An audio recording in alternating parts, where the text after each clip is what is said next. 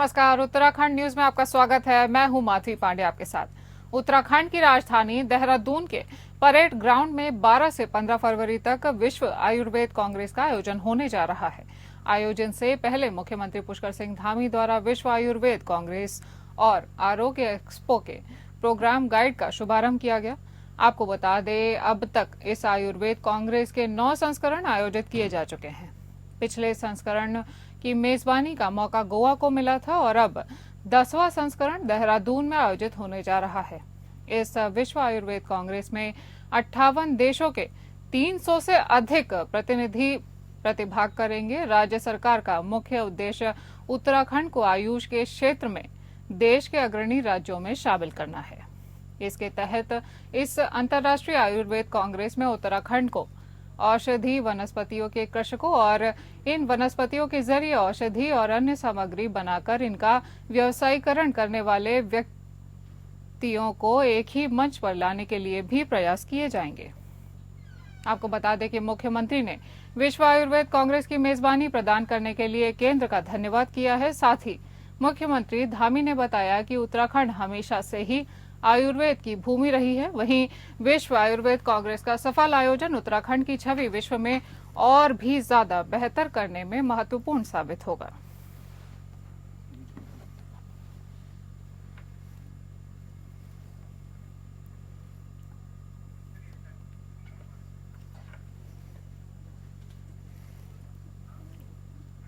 उत्तराखंड में होने वाले आगामी निकाय चुनाव के लिए भाजपा ने तैयारियां तेज कर दी हैं। भाजपा के प्रदेश अध्यक्ष महेंद्र भट्ट ने कहा कि निकाय चुनाव के लिए आरक्षण तय होते ही पार्टी पर्यवेक्षकों की 50 टोलियों को निकायों में भेजा जाएगा। उन्होंने कहा कि निकाय चुनाव में शानदार जीत दर्ज करने के लिए संगठन पूरी तरह से तैयार है। इस चुनाव में भी पार्टी का मुख्य फोकस बूथ प्रबंधन पर रहेगा। आरक्षण तय होने के बाद प्रत्याशी चयन के लिए सभी निगमों में 3 पर्यवेक्षक भेजे जाएंगे। उन्होंने कहा कि 50 से अधिक पर्यवेक्षक टोलियों में निगमों, नगर पालिकाओं और नगर पंचायतों का दौरा करेंगे। जो भी जांच सामने आएगी उसे जमीनी सर्वे से मिलान करते हुए प्रदेश पार्लियामेंट्री बोर्ड को भेज दिया जाएगा।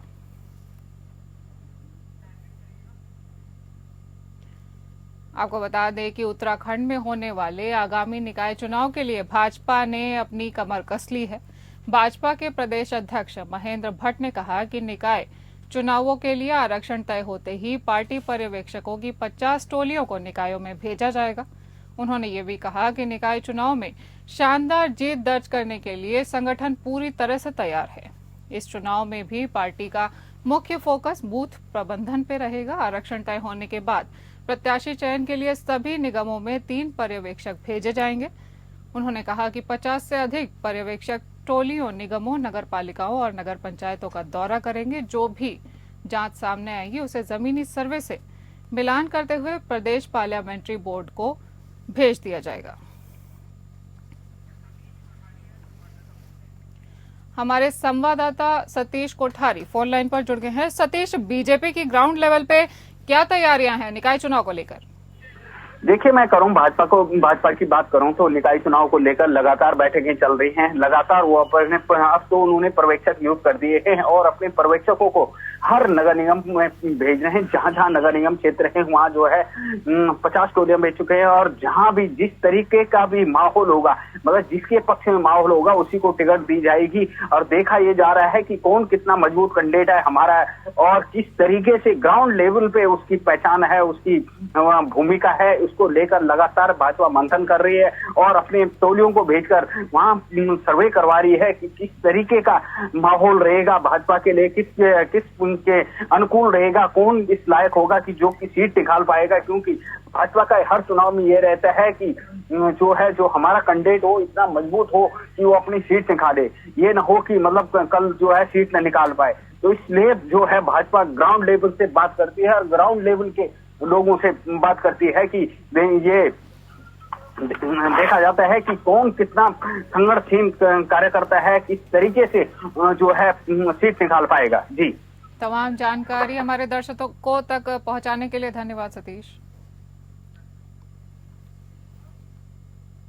उत्तराखंड में नगर निकाय चुनाव की सरगर्मी तेज हो गई है। पौड़ी जिले में कांग्रेस टिकट फाइनल करने से पहले कार्यकर्ताओं का मन टटोल रही है। कांग्रेस के पौड़ी जिला प्रभारी जोत सिंह गुंसौला श्रीनगर निगम से लेकर पौड़ी नगर पालिका और तमाम नगर पंचायत में पहुंचकर कांग्रेस कार्यकर्ताओं से मुलाकात कर दावेदारों की नब्ज टटोल रहे हैं। कार्यकर्ताओं से ये ज्ञात हो पाए कि दावेदारों की पकड़ आखिर धरातल पर कितनी मजबूत है, जिससे मजबूत पकड़ वाले दावेदारों की लिस्ट बनाकर टिकट जल्द फाइनल किए जा सके। वहीं कांग्रेस कार्यकर्ताओं ने नगर निकाय चुनाव से पहले जोश भरा जा रहा है, जिससे कांग्रेस अपनी पैठ नगर निकाय चुनाव में मजबूत बना पाए। आपको बता दें कि नगर निकाय चुनाव का इंतजार सभी को है और कांग्रेस और बीजेपी दोनों ही अपनी अपनी तैयारियों में जुटे हुए हैं। दोनों ही अपनी अपनी कमर कस ली है दोनों ने और दोनों की ही तैयारियां तेज हैं। अब देखना यह है कि धरातल पे कौन बाजी मारता है। आपको बता दें कि कांग्रेस अपने कार्यकर्ताओं का मन टटोल रही है, उसके साथ ही कांग्रेस अपने सारे ही चुनाव को लेकर तैयारियों में तेजी से आगे बढ़ रही है। पौड़ी जिले में कांग्रेस टिकट फाइनल करने से पहले कार्यकर्ताओं का मन टटोला जा रहा है। कांग्रेस के पौड़ी जिला प्रभारी जोत सिंह गुंसौला श्रीनगर निगम से लेकर पौड़ी नगर पालिका और तमाम नगर पंचायत में पहुंचकर कांग्रेस कार्यकर्ताओं से मुलाकात कर दावेदारों की नब्ज टटोल रहे हैं। कार्यकर्ताओं से ये ज्ञात हो पाए कि दावेदारी उनकी कितनी मजबूत है और आखिर धरातल पर किसकी पकड़ कितनी है, जिससे मजबूत पकड़ वाले दावेदारों की लिस्ट बनाकर टिकट जल्द फाइनल किया जा सके। ये तैयारियां कांग्रेस की तरफ से हो रही हैं नगर निकाय चुनाव को लेकर। वहीं कांग्रेस कार्यकर्ताओं ने नगर निकाय चुनाव से पहले जोश भरा जा रहा है उनमें, जिससे कांग्रेस अपनी पैठ नगर निकाय चुनाव में मजबूत बना पाए।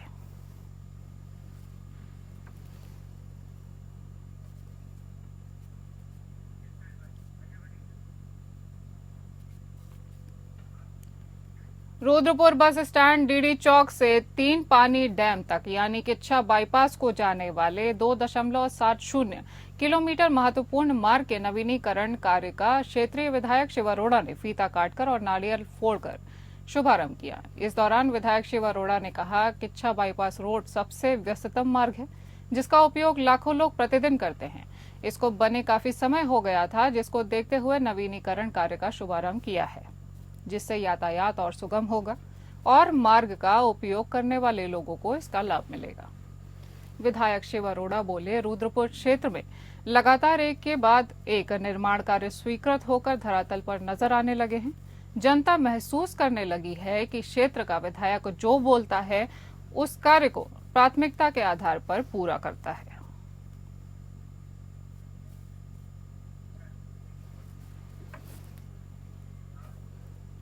नगर पालिका बागेश्वर में व्याप्त समस्याओं के समाधान के लिए नगर व्यापार मंडल के अध्यक्ष कवि जोशी ने जिलाधिकारी बागेश्वर आशीष भटगाई को ज्ञापन सौंपा है। बागेश्वर शहर में व्याप्त समस्याओं में लंबे समय से अधर में पड़े झूला पुल का सुधारीकरण न हो पाना, जिला अस्पताल में छाई बदहाल स्वास्थ्य सेवाएं सहित मजिया खेत कफल खेत मोटर मार्ग में डामरीकरण न हो पाना है। विकास कार्य केवल डीपीआर बना देने तक ही सीमित नहीं है।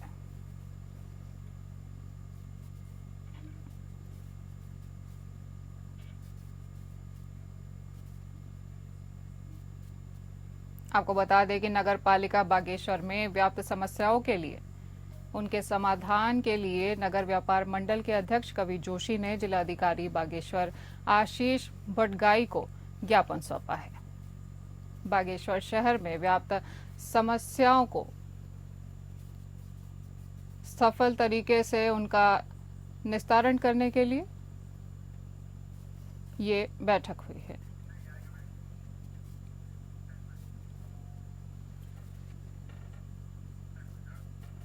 सोलह दिसंबर को देहरादून में मनाया जाएगा विजय दिवस। वहीं सैनिक कल्याण मंत्री गणेश जोशी ने विजय दिवस के कार्यक्रमों की तैयारियों के संबंध में आयोजित बैठक में संबंधित सैनिक कल्याण विभाग के अधिकारियों को सभी आवश्यक तैयारियां समय पर पूर्ण करने के निर्देश दिए हैं। सैनिक कल्याण मंत्री गणेश जोशी सैनिक कल्याण निदेशालय के सभागार में सैनिक कल्याण विभाग के अधिकारियों के साथ 16 दिसंबर को विजय दिवस के अवसर पर आयोजित होने वाले कार्यक्रमों की तैयारियों और रूपरेखा के संबंध में बैठक की। इस दौरान विस्तार से जानकारी भी ली। जोशी ने बताया कि 1971 के युद्ध में शहीद सैनिकों की वीरांगनाओं और आश्रितों को कार्यक्रम में उपस्थित होने के लिए आमंत्रित करने के लिए भी निर्देशित किया गया है। गौरतलब है कि 16 दिसंबर को देहरादून स्थित गांधी पार्क में विजय दिवस के अवसर पर कार्यक्रम का आयोजन किया जाएगा, जिसमें प्रदेश के मुख्यमंत्री पुष्कर सिंह धामी भी प्रतिभाग करेंगे। इसके साथ ही शहीद सैनिकों की वीरांगनाओं और आश्रितों को भी सम्मानित किया जाएगा। इस दौरान पूर्व सैनिक संगठन के पदाधिकारियों ने सैनिक कल्याण मंत्री गणेश जोशी को अपनी विभिन्न समस्याओं के संबंध में ज्ञापन सौंपा है। साथ ही जोशी ने बताया, उत्तराखंड एक सैनिक प्रदेश है जहां एक सैया धाम भी बनाया गया है। उत्तराखंड में हर तीसरे घर में एक सैनिक है।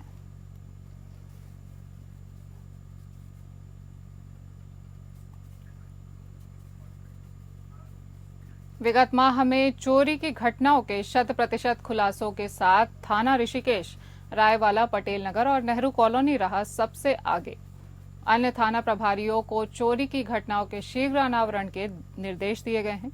विगत माह की वाहन चोरी की घटनाओं के 100% अनावरण कर थाना रानी पोखरी तथा रायवाला रहा अव्वल। थाना क्लेमेंट टाउन में वाहन चोरी की घटनाओं के अनावरण में आई कमी पर थाना अध्यक्ष क्लेमेंट टाउन को हिदायत देते हुए तुरंत खुलासे के निर्देश दिए गए हैं। सर्दी के मौसम के दृष्टिगत सभी थाना प्रभारियों को रात्रि में नियमित रूप से भ्रमणशील रहते हुए प्रभावी गश्त चेकिंग व्यवस्था सुनिश्चित करने के निर्देश दिए गए हैं। रात्रि में बढ़ती ठंड को देखते हुए सभी थाना प्रभारियों को संबंधित विभागों से समन्वय स्थापित कर पिकेटों और बैरियरों पर अलाव की व्यवस्था सुनिश्चित करने के लिए निर्देशित किया गया है।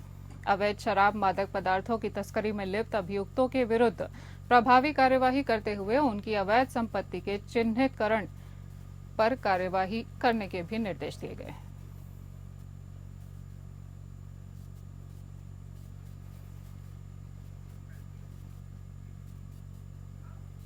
गंगा में अवैध खनन का आरोप लगाकर मातृ सदन संस्था के संत ब्रह्मचारी दयानंद का अनशन जारी है।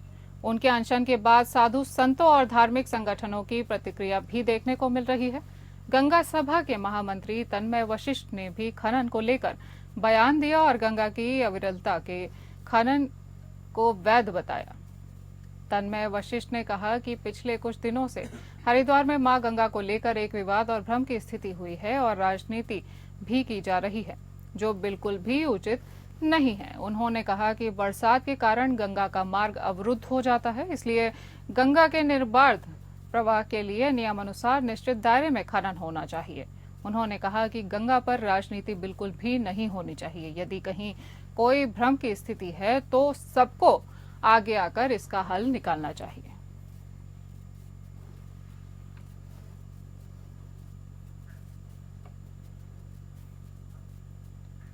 देहरादून में जॉली ग्रांट एयरपोर्ट पर सुरक्षा जांच के दौरान एक अमेरिकी नागरिक के पास से प्रतिबंधित इरिडियम सैटेलाइट फोन मिला है। इस घटना के बाद अमेरिकी नागरिक के खिलाफ मामला दर्ज कर जांच शुरू कर दी गई है। घटना सोमवार की है, जब जॉली ग्रांट एयरपोर्ट पर सुरक्षा एजेंसियों जांच अभियान चलाई जा रही थी। अमेरिका से आए नागरिक जोशुआ इवान रिचर्डसन, जो ई टूरिस्ट वीजा पर भारत आए हैं, के सामान की जांच के दौरान सैटेलाइट फोन बरामद हुआ है। भारत में सैटेलाइट फोन का उपयोग कड़ी निगरानी के तहत आता है और इसके लिए विशेष अनुमति की जरूरत होती है। जोशुआ इवान रिचर्डसन के पास इसके इस्तेमाल से संबंधित कोई परमिशन नहीं थी। सुरक्षा बल सीआईएसएफ ने प्राथमिक पूछताछ के बाद अमेरिकी नागरिक जोशुआ इवान रिचर्डसन को जॉली ग्रांट पुलिस चौकी को सौंप दिया है। आपको बता दें कि देहरादून एयरपोर्ट पर एक अमेरिकी नागरिक के पास से एक सैटेलाइट फोन बरामद हुआ है। सुरक्षा जांच के दौरान एक अमेरिकी नागरिक के पास प्रतिबंधित इरिडियम सैटेलाइट फोन पाया गया है। इस घटना के बाद अमेरिकी नागरिक के खिलाफ मामला दर्ज कर जांच शुरू कर दी गई है। घटना सोमवार की है, जब जॉली ग्रांट एयरपोर्ट पर सुरक्षा एजेंसियां जांच अभियान चला रही थी और अमेरिका से आए नागरिक जोशुआ इवान रिचर्डसन जो ई टूरिस्ट वीजा पर भारत आया है के सामान की जांच के दौरान सैटेलाइट फोन बरामद हुआ। भारत में सैटेलाइट फोन का उपयोग कड़ी निगरानी के तहत आता है और इसके लिए विशेष अनुमति की जरूरत होती है। जोशुआ इवान रिचर्डसन के पास इसके इस्तेमाल से संबंधित कोई परमिशन नहीं थी। सुरक्षा बल सीआईएसएफ ने प्राथमिक पूछताछ के बाद अमेरिकी नागरिक जोशुआ इवान रिचर्डसन को जॉली ग्रांट पुलिस चौकी को सौंप दिया है। देहरादून एयरपोर्ट को बम से उड़ाने की धमकी मिलने के बाद एयरपोर्ट टर्मिनल को खाली करा दिया गया है। एयरपोर्ट टर्मिनल के अंदर जितने भी एयरपोर्ट कर्मी, एयरलाइंस कर्मचारी और हवाई पैसेंजर थे, उन सभी को बाहर कर दिया गया है और सुरक्षा एजेंसियों ने चारों तरफ से एयरपोर्ट टर्मिनल को घेर लिया है। आपको बता दें कि देहरादून एयरपोर्ट को बम से उड़ाने की धमकी मिली है और धमकी मिलने के बाद सुरक्षा कर्मी सचेत हो गए हैं। धमकी मिलने के बाद एयरपोर्ट टर्मिनल को खाली करा दिया गया है। एयरपोर्ट टर्मिनल के अंदर जितने भी एयरपोर्ट कर्मी, एयरलाइंस कर्मचारी और हवाई पैसेंजर थे, उन सभी को बाहर कर दिया गया है और सुरक्षा एजेंसियों ने चारों तरफ से एयरपोर्ट टर्मिनल को घेर लिया है।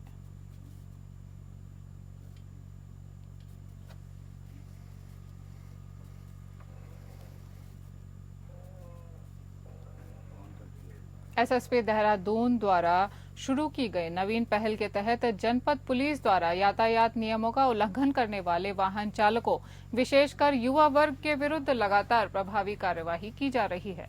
इसी क्रम में विभिन्न थाना क्षेत्रों में पुलिस द्वारा कार्यवाही करते हुए बिना हेलमेट के 130, रैश ड्राइविंग ओवर स्पीडिंग में 10, ड्रंक एंड ड्राइव में 4, नाबालिग द्वारा वाहन चलाने में 3 तथा यातायात नियमों का उल्लंघन में 109 कुल 256 युवाओं के विरुद्ध चालानी कार्यवाही की गई है।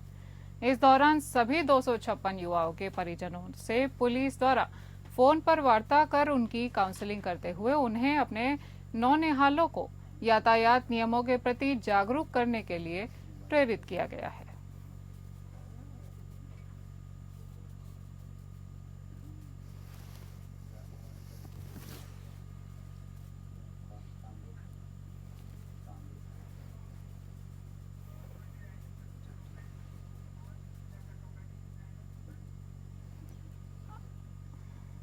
आपको बता दें कि एसएसपी देहरादून द्वारा शुरू की गई पहल के तहत जनपद पुलिस द्वारा यातायात नियमों का उल्लंघन करने वाले वाहन चालकों, जिसमें विशेषकर युवा वर्ग के विरुद्ध लगातार प्रभावी कार्यवाही की जा रही है। इसी क्रम में विभिन्न थाना क्षेत्रों में पुलिस द्वारा कार्यवाही करते हुए लगभग 256 युवाओं के विरुद्ध चालानी कार्यवाही की गई है। इस दौरान सभी 256 युवाओं के परिजनों से पुलिस द्वारा फोन पर वार्तालाप किया गया है और उनकी काउंसलिंग करते हुए उन्हें अपने नौनिहालों को यातायात नियमों के प्रति जागरूक करने के लिए प्रेरित किया गया है। नेहरू स्टेडियम रुड़की में रुद्र चंडी महायज्ञ और शिव महापुराण कथा का आयोजन 9 दिसंबर से प्रारंभ हो गया है। इस पावन कथा का आयोजन ज्योतिषाचार्य आचार्य आर्यादि के मार्गदर्शन में किया जा रहा है। कार्यक्रम की शुरुआत कलश यात्रा और पुराण महात्म्य से हुई, जो पूरे धार्मिक उत्साह और भक्ति भाव से संपन्न हुआ। ज्योतिषाचार्य आचार्य आर्यादि ने बताया कि यह आयोजन 9 दिसंबर से 15 दिसंबर तक चलेगा। प्रतिदिन शाम 2 बजे से 5 बजे तक कथा का समय निर्धारित किया गया है। यह कथा 9 दिसंबर से 15 दिसंबर को कथा के समापन के साथ यज्ञ का आयोजन होगा। ज्योतिषाचार्य आचार्य आर्यादि ने कहा कि सभी श्रद्धालु अधिक से अधिक संख्या में कथा में पहुंचकर धार्मिक लाभ उठाएं। उत्तराखंड के पहाड़ी क्षेत्रों में ठंड का असर तेज होने लगा है। शाम को तेज हवाएं चलने और रात में पाला गिरने से सुबह शाम ठंड बढ़ गई है। वहीं अल्मोड़ा जिले के विकास खंड क्षेत्र में पाला गिरने के कारण ठंड का असर बढ़ गया है। पाला गिरने से तापमान में अचानक गिरावट आ गई है, जिससे स्थानीय ग्रामीणों को ठंड का सामना करना पड़ रहा है। इस मौसम में पाले के कारण स्थानीय ग्रामीणों की फसलों को भी काफी क्षति पहुंची है, खासकर उन क्षेत्रों में जहां किसान खेती पर निर्भर हैं। पाले के गिरने के कारण स्थानीय ग्रामीणों के खेतों में बर्फ की हल्की परत भी देखी जा सकती है, जिससे कि स्थानीय किसानों को जीवन यापन में कुछ कठिनाई का सामना भी करना पड़ सकता है।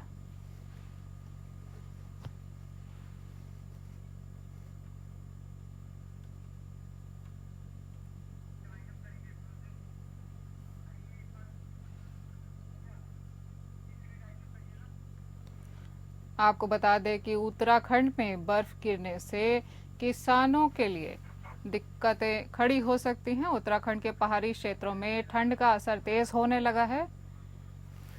शाम को तेज हवा चलने और रात में पाला गिरने से सुबह शाम ठंड बढ़ गई है। वहीं अल्मोड़ा जिले के विकासखंड क्षेत्र में पाला गिरने के कारण ठंड का असर बढ़ गया है। पाला गिरने से तापमान में अचानक गिरावट आई है, जिससे स्थानीय ग्रामीणों को ठंड का सामना करना पड़ रहा है।